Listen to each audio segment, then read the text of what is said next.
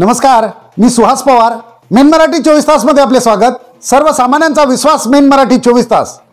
आमच्या main Marathi 24 तासला subscribe करा, like करून शेअर करा आणि बेल बटन दाबायला मात्र विसरू नका, कारण आमचे ताजे अपडेट्स आपल्यापर्यंत पोहोचत राहतील. अवकाळी पावसाने बळीराजाच्या तोंडातला घास हिरावला. बाजरी आणि ज्वारी पिकाचे अतोनात नुकसान. चक्रीवादळाने टीनपत्रेही उडाले. सविस्तर वृत्त.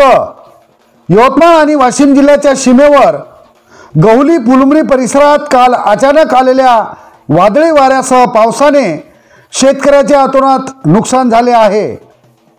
या परिसरात भयंकर वारा आणि पाऊस झाल्याने शेतकऱ्यांच्या तोंडातला घास हिरावला आहे. बाजरी आणि ज्वारी काढणीला आलेली असताना अचानक झालेल्या वादळी वाऱ्यासह पावसाने बाजरी आणि ज्वारी जमीनदोस्त झाली आहे.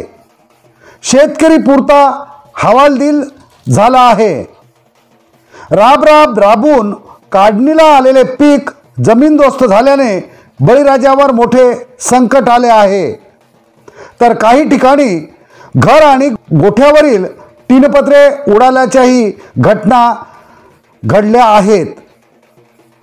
सुदैवाने या चक्रीवादळात जीवितहानी झाली नाही, परंतु शेतकऱ्यांच्या अतोनात नुकसान झाले आहे. शासनाने तात्काळ पंचनामे करून मदत द्यावी अशी मागणी परिसरातील शेतकरी करत आहेत. काल संध्याकाळी अचानकच अवकाळी पाऊस आला आणि त्याबरोबरच सोसाट्याचा वारा. यामध्ये बाजरी आणि ज्वारी या पिकाचे अतोनात नुकसान झाले आहे. आता काढणीला आलेली ज्वारी आणि बाजरी जमीनदोस्त झाल्याने शेतकरी पुरता हवालदिल झाला आहे.